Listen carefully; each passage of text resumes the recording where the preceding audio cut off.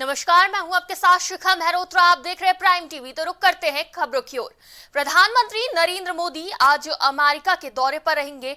इस दौरान उनके साथ विदेश मंत्री एस जयशंकर और एनएसए समेत एक उच्च स्तरीय प्रतिनिधिमंडल भी जा रहा है। कार्यक्रम के तहत अमेरिकी राष्ट्रपति क्वाड लीडर्स मीट और यूएनजीए के साथ पहली व्यक्तिगत बैठक होगी। वहीं विदेश सचिव हर्षवर्धन श्रृंगला ने अमेरिका में होने वाले कार्यक्रम की जानकारी दी थी। विदेश सचिव ने बताया कि पीएम मोदी बुधवार को अमेरिकी राष्ट्रपति जो बाइडेन की ओर से आयोजित कोरोना वैश्विक शिखर सम्मेलन में भाग लेंगे। विदेश सचिव के मुताबिक दोनों के बीच 24 सितंबर को द्विपक्षीय बैठक होगी। इस बैठक में पीएम मोदी और अमेरिकी राष्ट्रपति बाइडेन भारत अमेरिका संबंधों की समीक्षा करेंगे। उम्मीद है कि इस बैठक में व्यापार और निवेश संबंधों को मजबूत करने, रक्षा और सुरक्षा सहयोग को मजबूत करने, स्वच्छ ऊर्जा साझेदारी को बढ़ावा देने के बारे में भी चर्चा हो सकती है।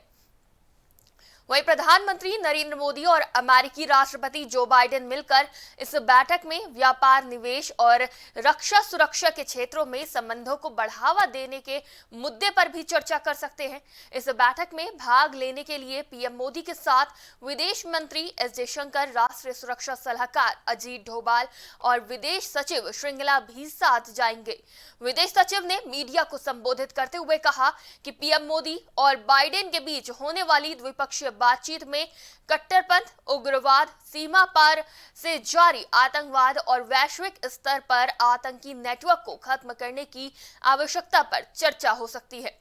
वहीं द्विपक्षीय संबंधों को बढ़ाने के दौरान चर्चा में अमेरिकी उपराष्ट्रपति कमला हैरिस के साथ भी पीएम मोदी की बैठक होगी। अमेरिकी नेताओं के साथ द्विपक्षीय बातचीत के अलावा प्रधानमंत्री मोदी वॉशिंगटन में 24 सितंबर को क्वाड सम्मेलन में भी हिस्सा लेंगे।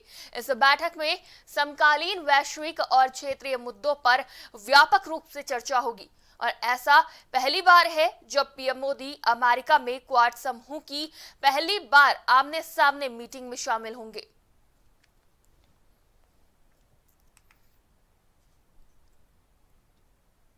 अफगानिस्तान में तालिबान शासन का समर्थन कर रहे पाकिस्तान के उम्मीदों की बड़ी झटका लगा है। पाकिस्तान इस बार जोर दे रहा है कि अफगानिस्तान में तालिबान शासन को आगामी दक्षिण एशियाई क्षेत्रीय सहयोग संघ में विदेश मंत्रियों की बैठक में एक प्रतिनिधि भेजने की अनुमति दी जाए, जिसे लेकर सार्क संगठन के अधिकांश सदस्य देशों ने इनकार कर दिया है।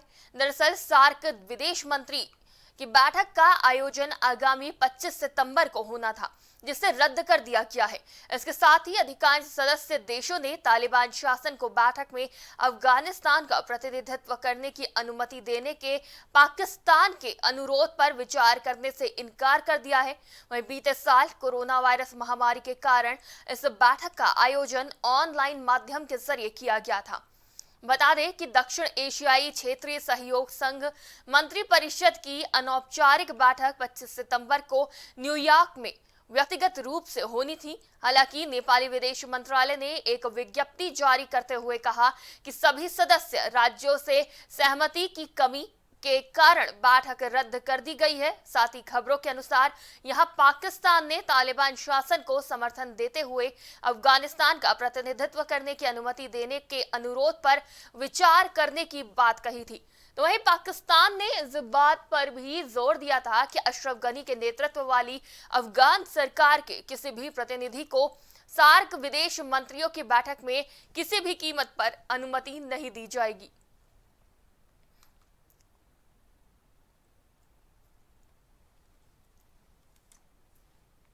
साल 1971 युद्ध के स्वर्णिम विजय दिवस पर एयरफोर्स की ओर से विशेष एयर शो का आयोजन किया जा रहा है।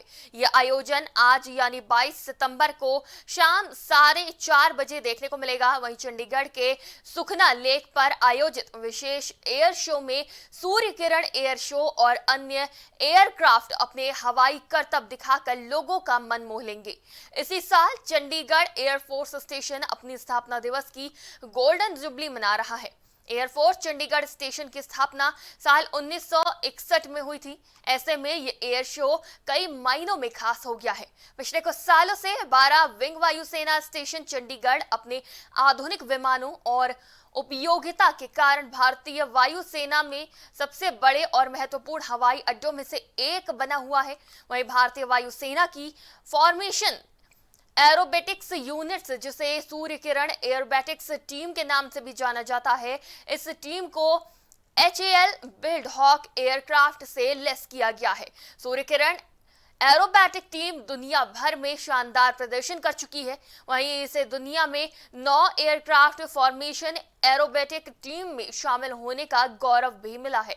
ये टीम 22 सितंबर को चंडीगढ़, 26 सितंबर को श्रीनगर वायुसेना दिवस के लिए वायुसेना स्टेशन और 16 अक्टूबर 2021 को पुणे में एरोबैटिक प्रदर्शन करेगा।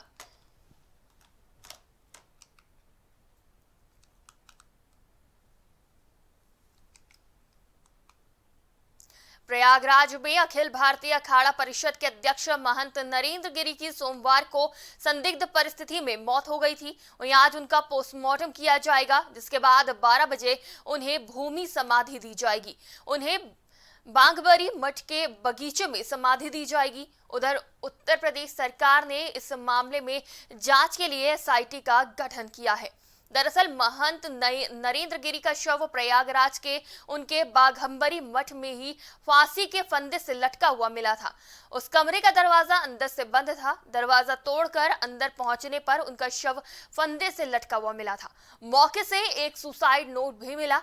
इसमें उन्होंने आनंद गिरी, आघा तिवारी और संदीप तिवारी को उनकी मौत के लिए जिम्मेदार ठहराया है। इस मामले में अभी तक आनंद गिरी और आघा तिवारी को गिरफ्तार भी किया जा चुका है।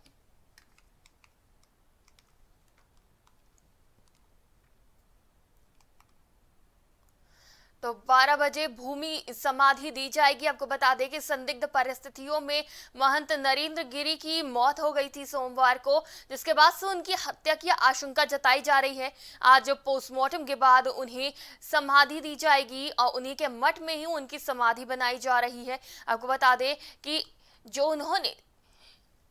उनके कमरे से सुसाइड नोट मिला था महंत के कमरे से, उसमें 2 लोगों का नाम शामिल है, संदीप तिवारी और आगाह तिवारी। तो इन दोनों को गिरफ्तार कर लिया गया है और SIT की टीम का गठन भी कर दिया गया है, जिसके जरिए अब पूरा मामला जांच किया जाएगा कि इसमें क्या सच में महंत नरेंद्र गिरी ने आत्महत्या की थी या उनकी हत्या की गई थी, और अगर हत्या की गई है तो उसके आरोपी कौन है।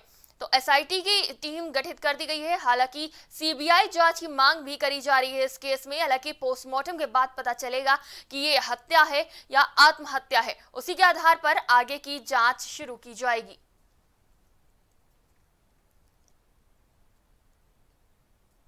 भारतीय मौसम विभाग ने बुधवार को दिल्ली के लिए ऑरेंज अलर्ट जारी किया है। इससे पहले मंगलवार को मौसम विभाग ने राष्ट्रीय राजधानी दिल्ली में बारिश का येलो अलर्ट जारी किया था। फिलहाल मौसम विभाग ने ऑरेंज अलर्ट जारी करते हुए बेहद खराब मौसम की चेतावनी दी है। वहीं मौसम विभाग के अनुसार आज दिल्ली में भारी बारिश के कारण लोगों को जल भराव की समस्या के साथ ही ट्रैफिक जाम का भी सामना करना पड़ सकता है। मौसम विभाग ने दिल्ली के कुछ इलाकों में बुधवार को हल्की बारिश और गरज के साथ छींटे पड़ने की संभावना के साथ आसमान में सामान्य रूप से बादल छाए रहने का अनुमान भी जताया है। मौसम विभाग के अनुसार दिल्ली में अधिकतम तापमान 32 डिग्री सेल्सियस और न्यूनतम तापमान 25 डिग्री सेल्सियस के आसपास रहने की संभावना है। वहीं राजधानी दिल्ली में बुधवार को भारी बारिश की संभावना के बीच मौसम विभाग ने गुरुवार, शनिवार और रविवार के लिए येलो अलर्ट जारी किया है। वहीं शुक्रवार को मौसम विभाग ने ग्रीन अलर्ट जारी किया है। बता दें कि मौसम विभाग 4 तरह से रंग को कोड इस्तेमाल करता है, जिसमें ग्रीन का अर्थ होता है कि सब ठीक है और येलो का अलर्ट मतलब खराब मौसम, और वहीं सड़क और नालों के बंद होने और बिजली आपूर्ति में रुकावट के साथ यातायात व्यवस्था में असर पड़ने की संभावना के साथ बेहद खराब मौसम की चेतावनी के रूप में ऑरेंज अलर्ट जारी किया जाता है। वहीं अंत में निश्चित रूप से यात्रा और बिजली के बाधित होने की स्थिति और बेहद खराब मौसम की स्थिति में रेड अलर्ट जारी किया जाता है।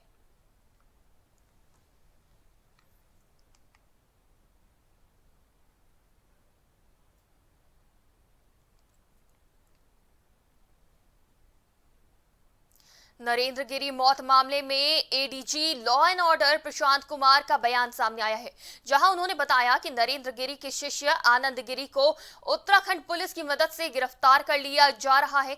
उन्हें पुलिस अधिकारी पूछताछ करेगी और साथ ही सुसाइड नोट मैंने नहीं लिखा है, लेकिन जिन दो अन्य नामों का जिक्र है आगा और संदीप तिवारी का, उनसे भी पूछताछ होगी।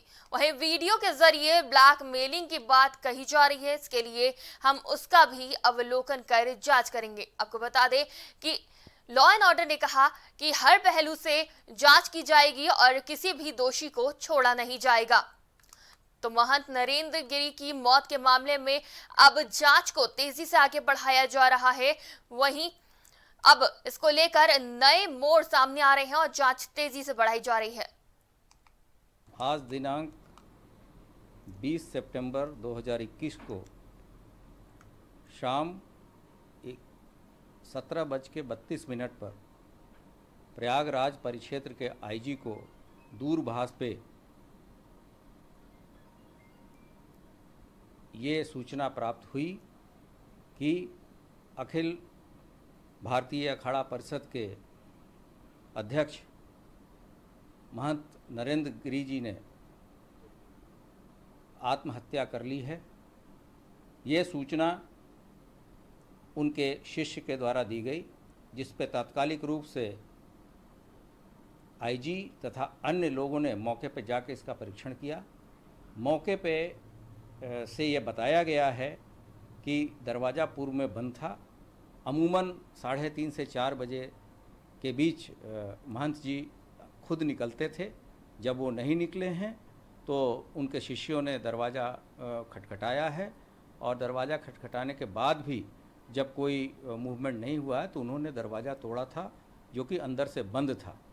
और उन्होंने देखा कि महंत जी की बॉडी एक नायलॉन के धागे से लटकी हुई है, पंखे से, और उसको वहाँ फिर पुलिस के प्रेजेंस में उसको उतारा गया है तथा मौके से एक सुसाइड नोट भी प्राप्त हुआ है, जिसमें कि महंत जी ने आनंद गिरी तथा 2 अन्य व्यक्तियों के विरुद्ध आरोप लगाए हैं कि उनके मौत के जिम्मेदार वही लोग हैं। इस पे त्वरित कार्रवाई करते हुए उत्तर प्रदेश पुलिस ने आनंद गिरी को उत्तरांचल पुलिस के सहायता से हरिद्वार में डिटेन किया है। एक स्पेशल टीम वहाँ भेजी जा रही है, जो पूर्ण सुरक्षा के बीच उसको लाएगी तथा आगे की पूछताछ इसमें की जाएगी।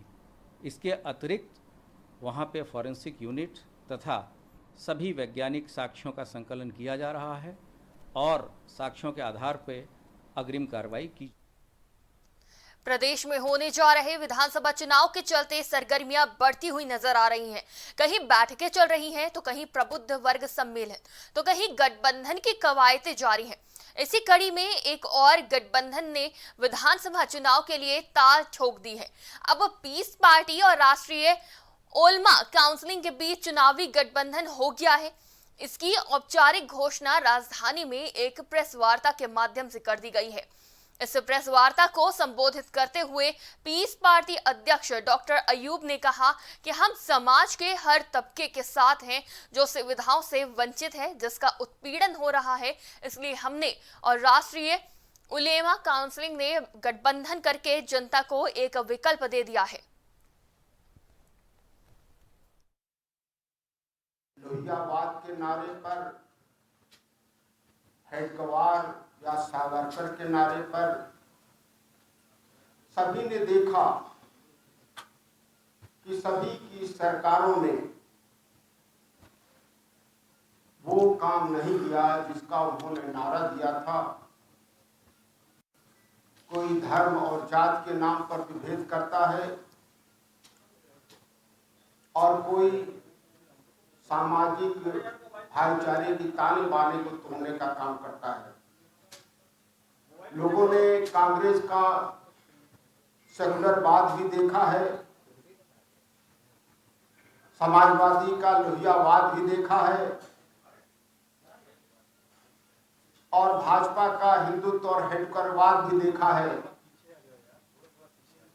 मगर सभी ने एक विशेष वर्ग के लिए काम किया है और समाज के कमजोर तत्वों, विशेषकर दलितों, पिछड़ों और मुसलमानों के साथ अन्याय किया है और समाज के दूसरे कमजोर तत्वों के साथ अन्याय भी किया। पीस पार्टी द्वारा एक प्रेस कॉन्फ्रेंस आयोजित की गई। इसमें कहा गया कि राष्ट्रीय उलमा काउंसिल और पीस पार्टी का गठबंधन हो गया है।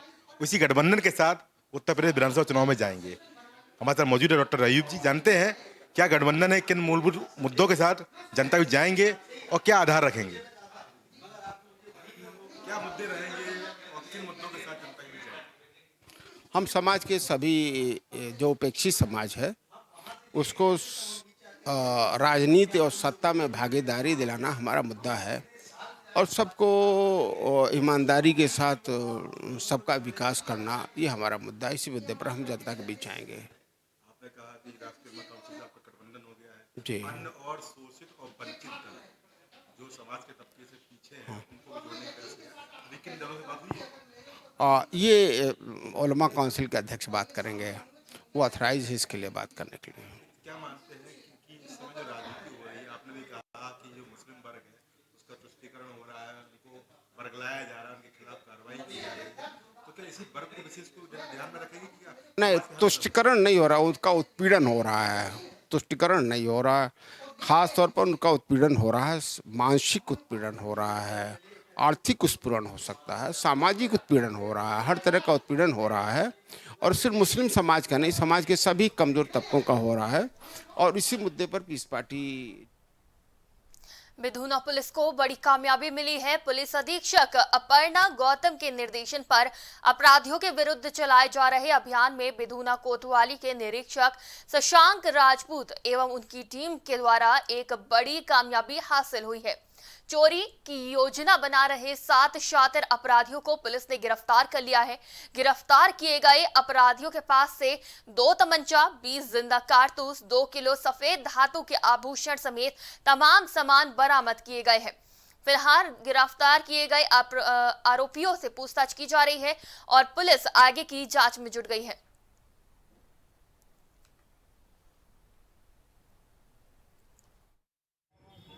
क्योंकि आज सांसद जी बाहर हैं, कल तो जिले में थे, आज बाहर हैं, तो अब क्योंकि उनके जन्मदिन को हम लोगों को साथ साथ मनाना है तो यहाँ भी गेस्ट हाउस में कई कार्यक्रम आज आयोजित किए जाएंगे जिससे कि उनकी शतायु दीर्घायु की कामना हो और जो हम हमेशा हम सबका मार्गदर्शन करते ऐसे लोकप्रिय कर्मठ सांसद जी को हम लोग एक बार वही बात कहते हैं कि आप जियो हजारों साल और साल के दिन हों 50,000।